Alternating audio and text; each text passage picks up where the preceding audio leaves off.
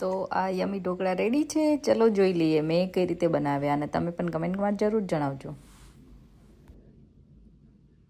જય Shri Krishna, good morning. કેમ છો બધા? જો આજે શનિવાર અને ચલો ઢોકળા કોને કોને ભાવે છે? આપણે ઢોકળા ગુજરાતી હોય એટલે ગુજરાતી ઘરમાં લગભગ બનતા હોય છે, બરાબર ને? તો હું કઈ રીતે ઢોકળા બનાવું છું.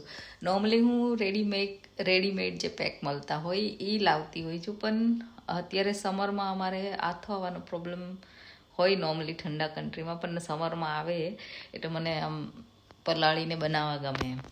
એટલે હું કઈ રીતે બનાવું છું એ તમારી સાથે આજે હું શેર કરીશ. તો ચલો જલ્દીથી બતાવી દઉં હું કઈ રીતે બનાવું છું. આ જો ઢોકળા બનાવવા માટે મેં શું કર્યું હતું, એક વાટકી ચોખ્ખા ઝીણા જે કટકી આવે એવા ચણાની દાળ અડધી વાટકી અને થોડા પૌવા અને મેથીના દાણા નાખીને 2-3 કલાક પલાળી દીધું હતું. હવે હું એને વાટી દઈશ દહીં સાથે. તો આ થોડું થોડું લેવાનું, દહીં નાખવાનું, દહીંમાં જ વાટવાનું, એક્સ્ટ્રા પાણી એડ કરવાનું નથી. જો અમે દહીં નાખીને પીસી લીધું છે, આવું સરસ કરકરું થોડું હોય એવું, અને આવું ઘાટું જ રાખવાનું, પાણી નથી નાખવાનું. હવે આને થોડી વાર આમ ફેટીશું આપણે. કે ફેટીએ ને એટલે શું થાય કે એમાં હવા ભરાય, એર, અને એનાથી પોચા ઢોકળા બને સરસ. અને આવી રીતે કરીને પછી ઉપરથી હું સેજ આમ દહીંની આમ 1 ચમચી આમ લગાવી દઈશ ખાલી, અને પછી ઢાંકીને એવી જગ્યાએ મૂકી દેવાનું કે જ્યાં જલ્દીથી સરસ આથો આવી જાય. જો અમે દહીં નાખીને પીસી લીધું છે, આવું સરસ કરકરું થોડું હોય એવું, અને આવું ઘાટું જ રાખવાનું, પાણી નથી નાખવાનું. હવે આને થોડી વાર આમ ફેટીશું આપણે. કે ફેટીએ ને એટલે શું થાય કે એમાં હવા ભરાય, એર, અને એનાથી પોચા ઢોકળા બને સરસ. અને આવી રીતે કરીને પછી ઉપરથી હું સેજ આમ દહીંની આમ 1 ચમચી આમ લગાવી દઈશ ખાલી, અને પછી ઢાંકીને એવી જગ્યાએ મૂકી દેવાનું કે જ્યાં જલ્દીથી સરસ આથો આવી જાય.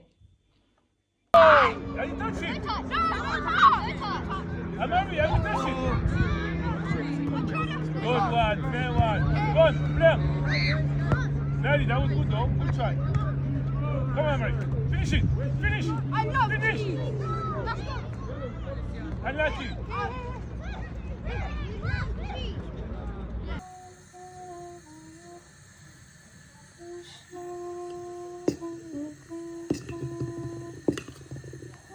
તો આખી રાત આથો આવી ગયા પછી હવે ઢોકળા બનાવવાનો ટાઈમ થઈ ગયો છે. તો આમાં થોડું થોડું અલગ બેટર લઈશ. એમાં થોડી હળદર, મીઠું, બેકિંગ સોડા એડ કરવાનું અને બોઇલ કરવામાં રાખી દેવાના. જો ઢોકળા તૈયાર થઈ ગયા છે સરસ અને યમી.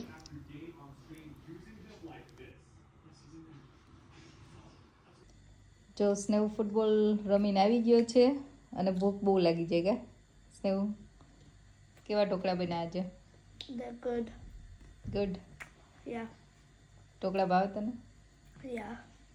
તો ચલો આજે લંચમાં છે ખાટા ઢોકળા કે લાઈવ ઢોકળા, કે જે તમે કહો ગુજરાતીના ઘરે જે બની એ ઢોકળા બન્યા છે આજે, બરાબર ને? Yeah. અભી ક્યાં આવેલો? મંદિરે કોઠારી સ્વામી મળવા. કોઠારી સ્વામી મળવા. કોઠારી સ્વામી. આ જો અમારે સાળંગપુરથી જે કોઠારી સ્વામી છે એ લંડનમાં આવેલા છે. વેમ્બલી સનાતન મંદિરમાં કથા છે, તો આજે બધા ત્યાં અમે જઈએ છીએ. અને આજે અભિનો બર્થડે છે, કા? એટલે આશીર્વાદ લેવાય જવું પડે ને. હે તો જાત ને બે પાછળ બેસી ગયા છે ને એવું. હલો, તમે રેડી સ્વામીને મળવા? આ જો એકચ્યુઅલી વેધર મસ્ત છે આજે. તો ઇન્ડિયા જેવી જ ગરમી છે અમારી. બસ ને ઇન્ડિયા જેવી ગરમી લાગે ને આજે. આજે કેટલું 25 ડિગ્રી હતી? ઇન્ડિયા જેવી જ ન કહેવાય. ઇન્ડિયામાં તો 22 ડિગ્રી હશે મને લાગે. આ તો ગરમી તો હતી જ આમ તો. હા, એટલું હશે, પણ સરસ વેધર છે, ગરમી છે. અને અમે જો આજે વેમ્બલી મંદિરે, સનાતન મંદિર સરસ છે, ત્યાં જઈએ છીએ. એમાં સહભાગી બન્યા હતા. હા, શું કર્યું હતું? હું રોજ એક માળા કરતો હતો. હે મહારાજ આ ઉત્સવ સારો થાય. હું રોજ એક વંદનો પાઠ કરતો હતો, હે મહારાજ આ ઉત્સવ સારો થાય. હું રોજ એક હનુમાન ચાલીસા કરતો હતો, હનુમાનજી મહારાજને કહેતો હતો જેમ સારંગપુરમાં આવે એની તકલીફ દૂર કરો છો એ ઉત્સવમાં કોઈને તકલીફ ના પડવા દેતા. આટલી પ્રાર્થના તમે કરી હશે ને તો કદાચ અમને ખબર નહીં પડે, પણ જેને યાદ કરીને કરો છો ને એ તો નોંધ લેશે હો, એ તો નોંધ